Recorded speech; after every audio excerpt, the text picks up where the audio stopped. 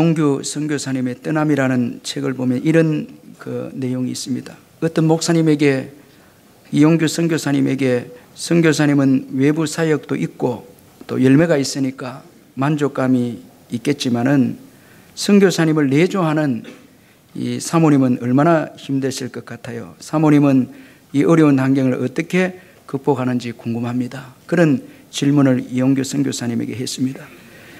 그때 이용규 선교사님은 그의 아내가 자기에게 해준 이야기를 그 질문하는 목사님에게 그대로 전해드렸다고 합니다.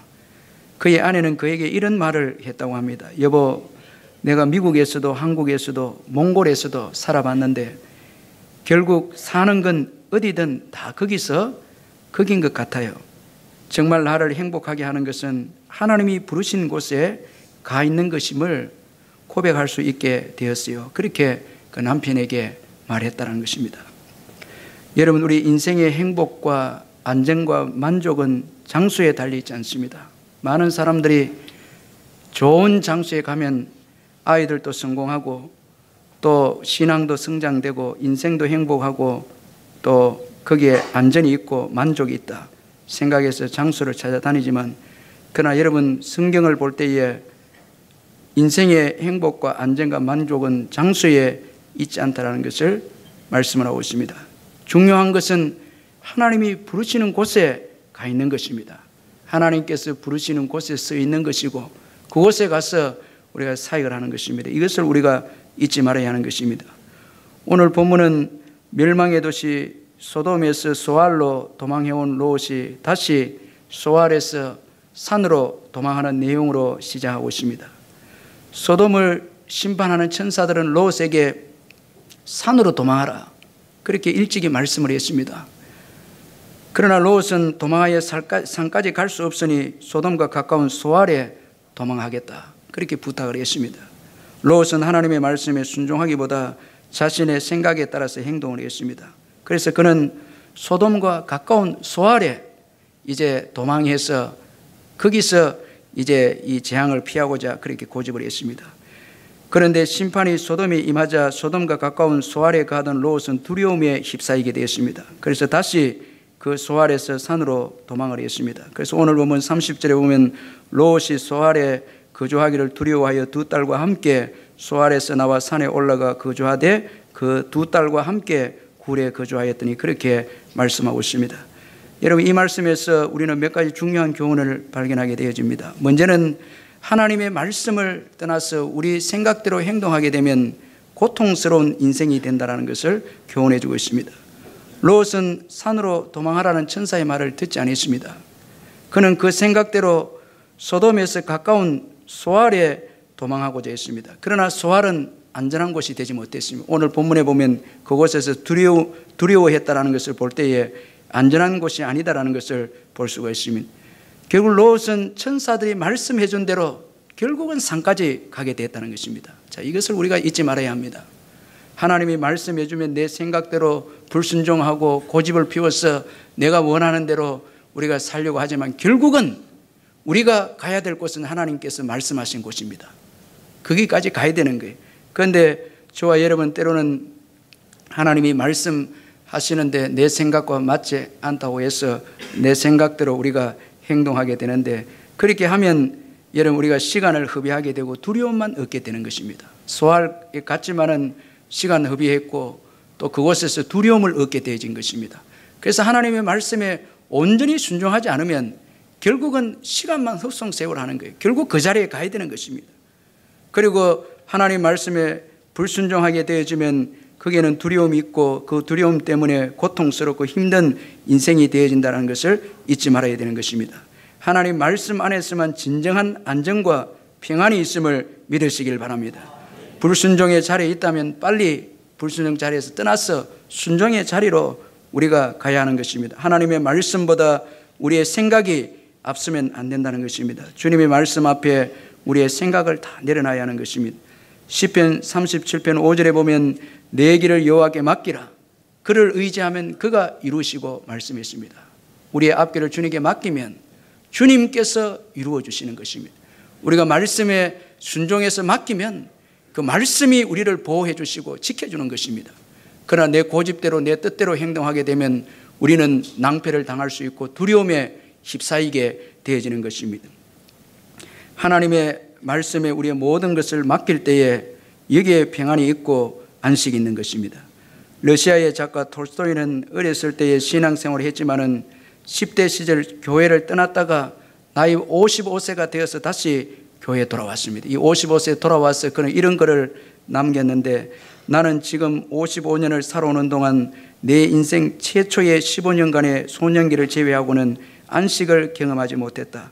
내가 18세가 되던 때에 내 친구는 내게 찾아와 신이 인간을 만든 것이 아니라 인간이 신을 만들었다고 나를 설득했다. 나는 그 말이 진리라고 생각했다. 그래서 나는 어렸을 때의 종교, 가족의 종교인 기독교를 떠나기로 결심했다. 나는 종교를 포기하는 것이 자유를 얻는 길이라고 생각했다. 나는 심지어 종교를 속박이라고 생각했다. 그러나 이제 내 나이 55세, 이제 나는 내가 버린 어머니의 품과 같은 신앙의 품으로 돌아온다. 나는 종교로 돌아온 것이 아니다. 나는 예수 그리스도께로 돌아왔다. 그리고 예수 안에서 나는 다시 참된 안식을 발견했다. 이 55세 때에 다시 돌아와서 톨스토이가 이런 글을 남긴 거예요. 오늘 예배를 속박으로 여기고 왜 예배를 정해서 주일날이 편안하게 자기도 하고 볼 일도 좀 보고 등산도 해야 되는데 주일날 교회 오자 해서 속박이냐, 속박에 왜 이게 하느냐, 불평하는 분도 있을 수 있는데 속박이 아닙니다. 이곳에 자유가 있습니다. 예수 안에 자유가 있습니다. 여러분 밖에 나가서 여러분 놀아보십시오. 자유가 있는지. 처음에는 좋지만은 나중에 그게 다 얽매이게 되는 거예요. 그렇게 좋은 경치도 오래 보면 질리고, 여러분 예쁜 분도 너무 오래 보면 질립니다. 그래서 이렇게 저렇게 동글동글하게 대충 대진 분이 오래 볼수록 또 좋아요. 예. 다 여러분들 세상의 것들을 즐기면 즐길수록 중독이 되고 속박이 되고 자유를 빼앗아가지만은 예수 안에 오면, 예수 안에 붙잡힌 바 되면 될수록 세상으로부터 자유하게 되고 평안을 얻게 되고 거기에는 안전이 있다는 것입니다. 그래서 우리 청소년들은 이 청소년 때 예배 드리는 것을 속박으로 여기고 자유가 없는 것으로 여기고 그렇게 하면 안 됩니다. 너무나 이 축복의 시간들인 것입니다. 그리고 롯이 소알에서 산으로 다시 도망한 것을 통해서 받는 교훈은 이 세상에는 안전한 곳이 없다는 것입니다. 롯은 처음에 소알이 자신에게 안전을 줄 것이다 생각했습니다. 소알 정도만 가면 자기가 안전하게 될 것이다. 그렇게 해서 거기로 피했는데 소알은 안전한 장소가 되지 못했습니다. 소알에서 롯은 두려움만 가지게 되었습니다. 그래서 결국 롯은 산으로 또 도망하게 되었습니다. 그러므로 우리는 이 세상에서 안전한 곳을 고집해서는 안 됩니다. 이 세상 여러분들, 저와 여러분이 생각해서 어느 장소로 가면 안전하다, 우리 가정을 지켜주고 자녀들을 지켜준다, 자꾸 장소를 안전한 곳으로 여기고 피난처로 여겨서는 안 되는 것입니다. 여러분 이 세상에 어떠한 장소라 할지라도 안전을 가져다 주지 못하는 것입니다. 이 세상에서는 결코 우리의 피난처가 없는 것입니다. 우리의 의지의 장소가 없는 것입니다. 의지의 대상도 없는 것입니다. 여러분 오직 우리의 피난처는 예수 그리스도 그분이십니다. 예수만이 우리에게 피난처가 되시고 우리에게 안전이 되신다는 것을 믿으시길 바랍니다. 예수만이 우리를 진정으로 지켜줄 수 있는 것입니다. 예수만이 우리를 진정으로 지켜줄 수 있는 것입니다. 그러므로 우리는 예수 그리스도만 바라봐야 하는 것입니다. 구세군을 창설한 이 윌리엄 부스가 열심히 전도하다가 어느 날 몸이 아파서 병원에 가서 이제 진단을 받았는데 중병에 걸렸다는 진단을 받았습니다. 의사는 그에게 이런 몸으로는 전도 생활을 계속할 수 없습니다. 1년밖에 이제 살 수 없습니다. 1년 이내에 죽을 것입니다. 이런 진단을 한 거예요. 이 진단을 받은 윌리엄 부스는 두려움에 휩싸이게 되었습니다. 그러나 그는 기도하는 중에 죽음을 받아들이기로 했습니다. 이제 내가 죽게 됐으니 그러면 죽음을 받아들이겠다. 그런데 내가 죽을 날까지 열심히 전도하겠다. 죽음을 받아들이고 하나님께 맡기고 열심히 전도를 했는데 그는 전도하면서 건강이 또 회복이 돼서 84세까지 살게 되어서 구세군을 창설하게 되었고 가난한 사람들에게 복음을 전하면서 살았습니다. 그가 훗날에 아주 유명한 이런 고백을 했습니다. 내가 젊었을 때에 의사가 나를 버렸습니다. 그래서 나도 의사를 버렸습니다. 여러분 의사를 버리시길 바랍니다. 예, 의사가 결정한 것이 우리 인생의 결정이 아닌 것입니다. 여러분 인생의 생사화복은 주님께 있습니다. 사람에게 있지 않습니다. 그런데 우리 믿는 사람들도 다 의사의 결정에 의해서 인생을 포기해버리고 설령 죽는다 할지라도 죽음은 주님께 속한 거예요. 죽고 사는 것은 하나님께 속해 있는 거예요. 사람의 말을 받아들여서 모든 것을 포기하고 그렇게 생명을 포기해버리니까 일찍 단축해서 죽는 것입니다. 이 윌리엄 부스는 대신 나는 하나님만 의지했습니다. 그 하나님이 나를 지켜주셨습니다. 이렇게 고백했습니다. 여러분 오늘까지 우리가 지내오면서 누가 우리를 지켜주었습니까? 주님이 우리를 지켜주셨죠. 주님이 우리를 돌봐주시고 여기까지 오게 해주신 것입니다. 다 물질과 지위와 사람들이 포장이 돼 있어도 하나 둘씩 벗겨내면은 남는 것은 예수 그리스도 그분밖에 없습니다. 그분이 우리를 인도해 주셨고 지켜주신 거예요. 저는 지난 주간에 390장 찬송 부르면서 참 은혜를 받은 게 우리의 이 자고 깨는 것도 예수가 그늘이시네. 참 얼마나 그게 은혜가 되는지 몰라요. 여러분 오늘 여러분 이렇게 아침에 주무시고 저녁에 주무시고 아침에 깨어서 오신 분들은 감사해야 됩니다. 예수님이 그늘이신 거예요. 우리의 이 자고 깨는 것도 주님이 그늘이시는 거예요. 다 주님이 인도하신 거예요. 할렐루야. 다 주님이 하신 거예요. 주님이 돌봐주시고 주님이 축복해 주셔서 우리가 은혜 가운데 여기까지 온 거예요. 사업과 자녀들도 다 주님이 하신 거예요. 주님이 은혜를 주셔서 우리가 여기까지 이렇게 온 것입니다. 그러니까 우리를 지켜주시고 우리의 온전한 안전한 피난처는 예수 그리스도 그분이십니다. 그분을 바라보시기를 주의 이름으로 축원합니다.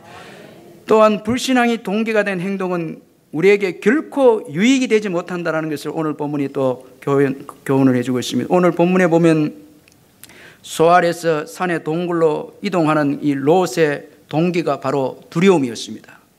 이 30절을 우리 한번 같이 한번 읽어보도록 하겠습니다. 30절 말씀 한번 같이 한번 읽겠습니다. 시작.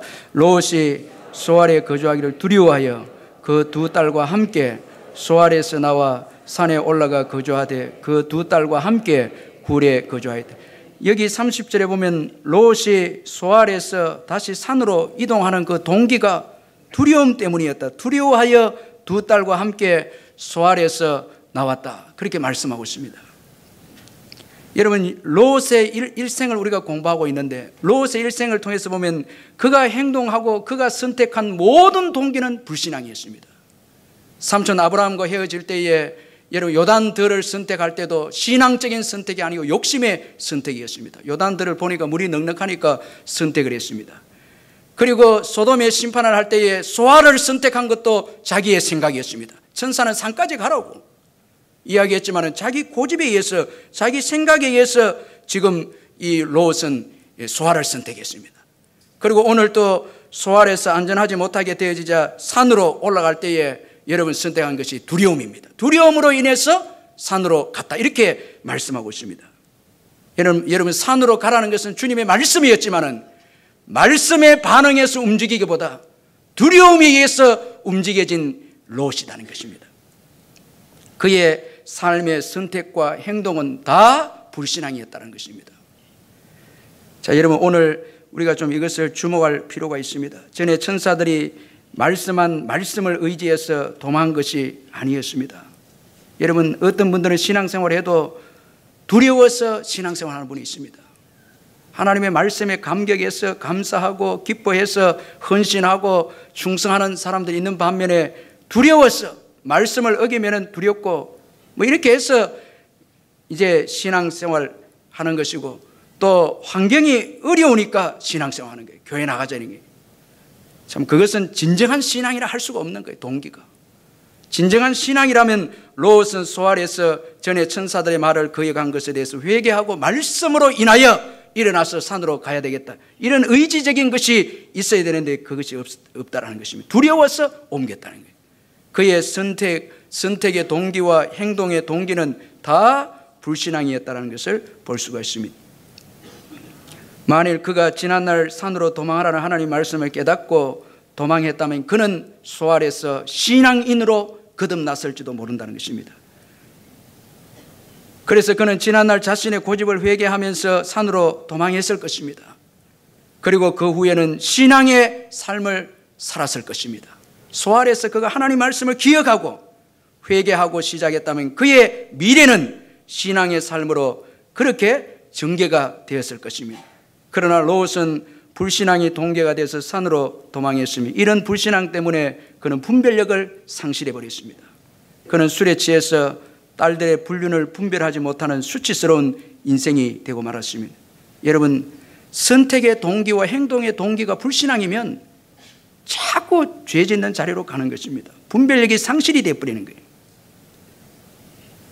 불신앙이 동기가 되어서 우리가 행동하고 있지는 않는지, 불신앙이 동기가 되어서 선택하고 있지는 않는지 돌아볼 필요가 있는 것입니다. 이사를 하고 배우자를 선택하고 학교를 선택하고 직장을 선택하고 믿음의 길을 선택하고 할 때의 동기가 무엇이냐? 두려움에 의해서 우리가 선택하게 되는가? 아니면 말씀으로 인해서 선택하는가? 우리가 냉정하게 우리의 행동과 우리의 선택의 동기를 항상 점검하고 살필 필요가 있다는 것입니다. 이제 소알에서 도망해 나와 산으로 올라온 롯은 굴에 거주하면서 인류 역사상 가장 수치스러운 일을 당하고 말았습니다. 그것은 바로 그의 두 딸이 아버지와 동침해서 자녀를 얻는 일이었습니다. 롯의 딸들은 아버지와의 불륜을 통해서 자녀를 얻기를 원했습니다. 오늘 본문 31절에서 32절에 보면 큰딸이 작은딸에게 이르되 우리 아버지는 늙으셨고 온 세상의 도리를 따라 우리의 배필될 사람이 이 땅에는 없으니 우리가 우리 아버지에게 술을 마시게 하고 동침하여 우리 아버지로 말미암아 후손을 이어가자, 그렇게 말씀하고 있습니다. 여러분, 이 말씀을 통해서 볼 때에 롯의 딸들에게는 하나님께 대한 신앙이 전혀 없다는 것입니다. 롯은 하나님께 대한 신앙이 좀 남아 있었습니다. 그러나 그의 딸들에게는 롯이 신앙을 전수해주지 못했습니다. 소돔의 풍습 그대로 지금 롯의 딸들이 가지고 있다는 것입니다. 오히려 하나님의 말씀과 인륜에 위배되는 그런 행동을 오늘 롯의 딸들이 보여주고 있습니다. 그래서 롯의 딸들은 술을 통해서 아버지와 동침하여 마침내 아들을 낳게 되었습니다. 그 아들의 이름을 오늘 본문에 보면 모압과 암몬으로 그렇게 지었습니다. 이것은 다 아버지께로부터 온 아들들이라는 게 그 기원이 아버지께로부터 왔다는 것입니다. 이런 오늘 본문의 내용을 통해서 우리에게 주는 교훈을 우리가 한번 살펴보면, 먼저는 죄악의 장소를 떠났다고 해서 인간의 죄성이 사라지는 것이 아니다라는 것입니다.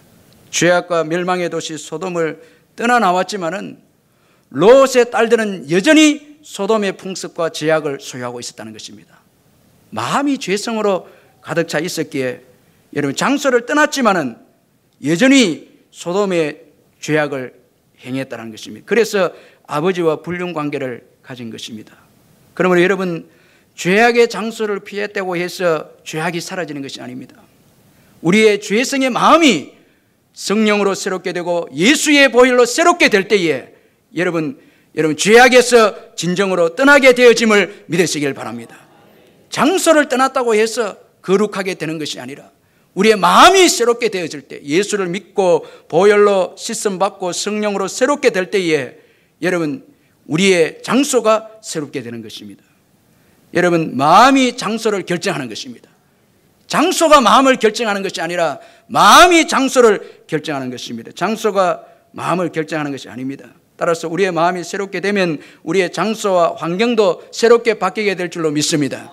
여러분, 오늘 내가 처한 가정과 짱믿음 가정에 어둠이 있고 죄가 있고 열악하고 내 직장과 학교도 예수 믿는 사람이 없고 범죄가 있고 여러 가지로 어두워도 오늘 내가 예수 믿고 보혈로 씻음받고 그리고 성령으로 새롭게 되어진다면 그런 환경을 변화시킬 줄 믿습니다. 그런 환경을 변화시키 하나님의 임재가 있는 마음, 거룩함이 있는 마음은 세상이 죄악이 가득 차 있어도 다 그 세상을 변화시킬 수 있는 것입니다. 그러나 여러분, 아무리 환경이 소돔 고모라 여러분 애굽처럼 좋은 환경이라 할지라도 죄성을 가진 사람들이 들어가서 살게 되면 그 장소는 금방 타락한 장소로 바뀌게 되는 것입니다. 그래서 여러분, 마음이 중요한 거. 오늘도 예배를 통해서 마음이 새롭게 되시기를 주의 이름을 축원합니다. 기뻐하기로 결단하고 감사하기로 결단하시길 바랍니다. 거룩하게 살기로 결단하시길 바랍니다. 성령의 도우심으로 회개하고 새롭게 되면 여러분 밖에 나가서 어둠의 환경이 있어도 변화시키는 거예요. 다 변화시키는 거예요. 집안에 원망 불평이 있는 환경이라도 내가 감사하면 그 가정은 감사의 가정으로 바뀌게 될 줄 믿습니다. 다 마음이 중요한 거예요. 여러분, 덴마크의 그 중흥의 아버지인 그룬트비 목사님은 세 가지를 사랑하자 했잖아요. 하나님을 사랑하자, 사람 사랑하자, 땅을 사랑하자. 덴마크가 여러분 프로세인에 의해서 2번이나 전쟁에 피해서 피해가 된 나라인데 절망적인 나라였습니다.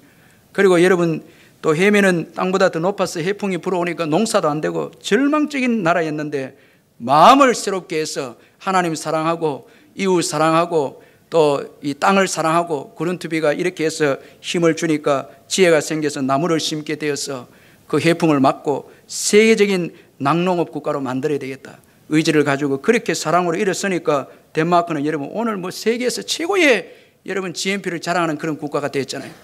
그러니까 오늘 우리 교회도 마음을 새롭게 해서 울산 복음화를 위해서 할 수 있다 이랬으면 될 줄로 믿습니다. 우리 마음이 불신앙으로 가득 차 있고 죄로 가득 차 있고 여러분 전도하고 성령 운동하고 우리가 헌신하는데 무관심하고 재미도 없고 기쁨도 마음이 병들어 있으면 그 안 되는 거예요. 그러나 여러분 여기에서 몇 명이라도 성령의 역사가 있고 예수 보혈의 능력이 있는 분들이 일어나면 교회는 새롭게 되는 것입니다. 역사가 있는 것입니다.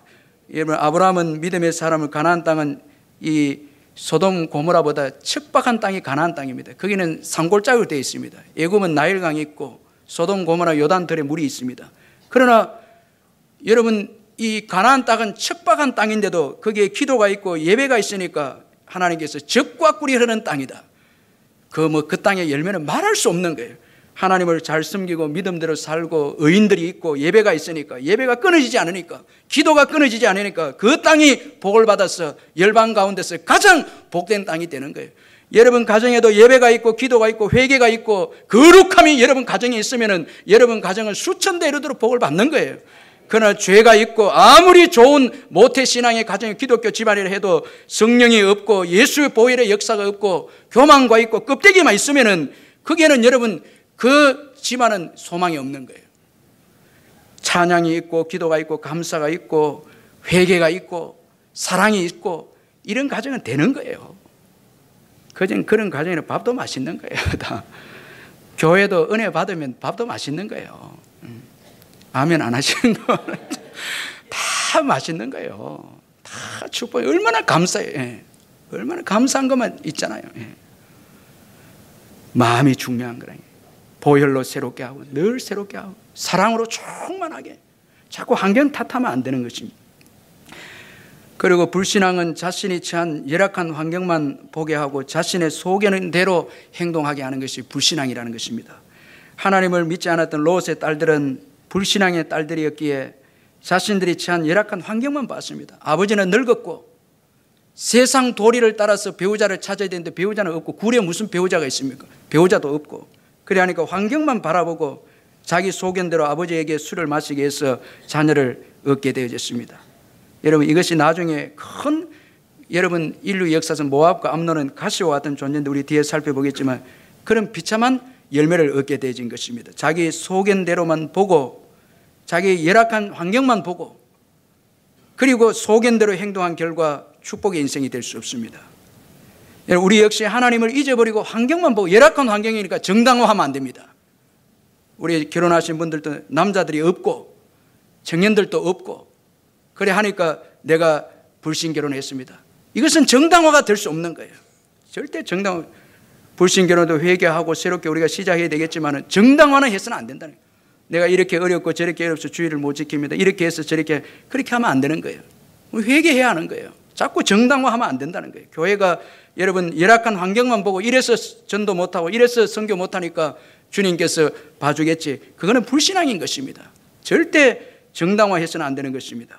열악한 환경에서도 주님을 바라볼 때에 주님이 사람을 보내주시고 환경도 바꿔주시고 우리의 마음도 새롭게 해서 여러분 그 환경을 변화시킬 수 있도록 인도해 주실 줄 믿습니다. 그리고 또 이 롯의 딸들을 통해서 우리에게 주는 교훈은 술은 우리에게 치명적인 해를 가져다 준다는 것입니다. 오늘 본문에 보면 롯은 그의 딸들이 준 술 때문에 분별력을 완전히 상실해 버렸습니다. 35절에 보면 그 밤에도 그들이 아버지에게 술을 마시게 하고 작은 딸이 일어나 아버지와 동침하니 그러나 아버지는 그 딸이 눕고 일어나는 것을 깨닫지 못하였더라. 분별력을 완전히 상실하게 만든 것입니다. 여러분, 제가 새벽에 보면 젊은 여자분인데도 만취가 되어서 분별력을 잃고 거기에 막 길거리에 누워있고 이렇게 하는 거예요. 분별력을 상실해 버리는 거예요. 술은 우리의 이성과 의지를 마비시키는 것입니다. 즐기면 안 되는 거예요. 옳고 그름을 분별하지 못하게 해서 치명적인 해를 가져다 주는 거예요. 절대 술을 의지하면 안 되는 거예요. 술을 통해서 이제 아버지와 동침하자. 힘든다고 해서, 환경이 열하다고 해서 여러분 알코올을 의지하게 되고 그것을 힘을 빌린다면 여러분 아주 치명적인 죄악의 자리로 들어갈 수 있는 것입니다.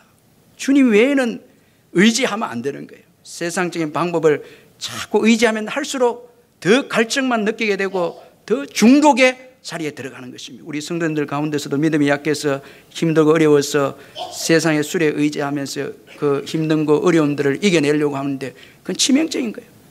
끊어버린 거예요. 여러분 성령의 능력으로 끊어버리시기를 주의 이름으로 축원합니다. 그리고 육신의 일은 아픔과 고통을 주는 가시의 열매를 또 얻게 한다는 것입니다. 여러분 육신의 죄악으로 모압과 암몬이 태어났습니다.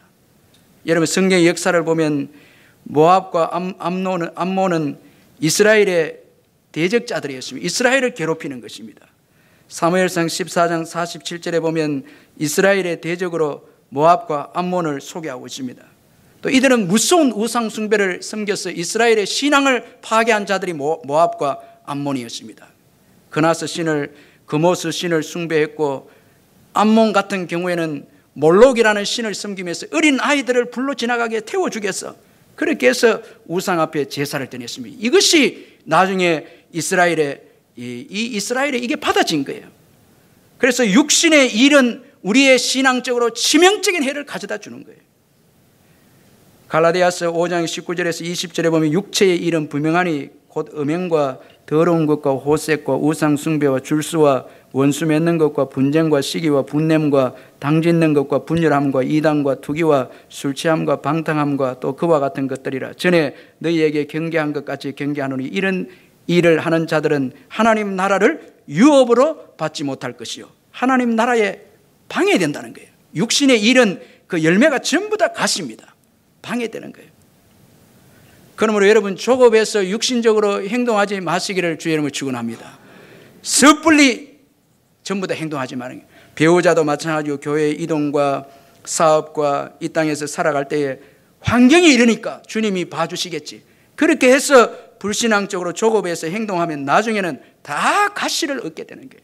다 신앙에 방해가 되고 신앙에 보탬이 안 되는 것입니다. 얼마나 저와 여러분이 그런 아픔들이 있잖아요. 육신적으로 조급해서 먼저 행동함으로 인해서 그 가시 때문에 고통에 할 때가 많이 있었다는 거예요. 다 내려놓고 열악한 환경에서도 하나님을 기다리고 하나님을 바라보시기를 주의 이름으로 축원합니다. 조급하지 말고 절대 조급하면 안 됩니다. 신앙에서 열매가 없다고 해서 막 육신적으로 또 교회를 하면 그 열매가 가시가 나오는 거예요. 막 그 성숙되지 못한 자들이 교회에 와서 교회를 분열을 일으킵니다. 절대 육신적으로 일하면 안 되는 거예요. 기도하고 전도하면서 참고 인내하고 주님이 주시는 믿음의 열매를 얻어야 되는 거예요. 그 사람들이 생겨나면 교회는 성장합니다. 막 그 되지도 않은 사람들을 직분을 세워야 되겠다 해서 서두르고 막 그렇게 하면 꼭 그 문제가 되는 거예요. 육신의 일은 다 문제가 되는 거예요. 기다리고 안 되면 여러분 못 세우는 거예요. 일꾼이 없는데 어떻게 세운 거예요? 다 그렇게 하는 것입니다. 그리고 마지막으로 롯의 이 딸들을 통해서 아버지와 동침한 이 딸들을 통해서 우리에게 주는 교훈은 인생들은 문제를 일으키지만 하나님은 인생들의 문제를 해결하시는 분이시다는 것입니다. 모압과 암몬은 그 기온이 수치스러운 죄악의 출생으로 시작이 됐습니다. 그런데 하나님은 이런 백성들에게도 사랑과 자비를 베푸셨습니다. 하나님의 사랑을 받은 그 대표적인 모압 사람이 바로 룻이라는 여인입니다. 구약 성경 사사기를 보면 룻은 유대 사람 나오미의 며느리로서 모압 여인이었습니다. 일찍 남편이 잃었습니다. 완전 과부입니다. 그런데 룻은 시어머니 나오미에 의해서 하나님을 믿는 믿음을 가졌습니다. 그래서 과부인 그녀는 시어머니를 따라서 이스라엘로 유대로 따라 나왔습니다. 그녀는 하나님께 전적으로 소망을 두었습니다. 어떻게 보면 롯의 딸들보다 더 어려운 환경이 룻입니다. 남편도 죽고 소망 없는 여인이었지만 하나님께만 소망을 두고 이스라엘에 나왔을 때에 이런 룻에게 하나님은 부자인 보아스를 만나게 하셨고 나중에는 보아스의 아내가 되게 주셨습니다. 그리고 자녀를 얻지 못하는 그녀에게 보아스를 통해서 오벳이라는 아들을 얻게 해주었습니다. 이 오벳은 다윗의 할아버지입니다. 결국 룻은 이스라엘의 성군 다윗의 정조모가 되었고 나중에는 예수 그리스도의 육신의 조상이 되었습니다. 인생을 실패하고 절망적인 여인이었지만 그 기원도 죄악의 출생의 기원이었지만 예수 그리스도를 통해서 하나님의 자비와 사랑이 이 모압 여인 룻에게 임하게 되어졌을 때 그녀는 하나님 나라의 백성이 되고 예수 그리스도의 육신이 조상이 되는 축복을 누리게 된 것입니다. 오늘 실패한 우리 인생들에게 하나님은 예수 그리스도를 통해서 모든 구원과 자유와 안정과 피난처를 열어놓은 것입니다. 여러분 예수님께로 나아가시기를 주의 이름으로 축원합니다. 여러분 가정에 절망과 실패가 있다 할지라도 예수 그리스도께 나아갈 때에 그분은 우리를 새롭게 하시고 하나님의 백성으로 삼아주시고 놀랍게 예수 그리스도의 반열로 하나님의 백성의 반열로 세워주시는 것입니다. 범죄자도 오십시오. 실패자도 오십시오. 기원이 문제가 되지 않습니다. 여러분 어떤 분들은 정상적인 가정이 아니고 첩의 자녀들이 있을 수 있습니다.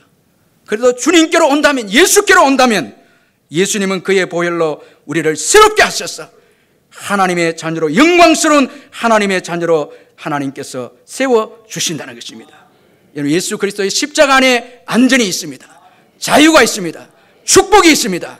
영생이 있습니다. 예수 안에 여러분 모든 축복이 있습니다. 여러분 예수 그리스도를 의지하시기를 주의 이름으로 축원합니다. 히틀러의 그 경호원 중에 이 구르트 바그너라는 사람이 있습니다.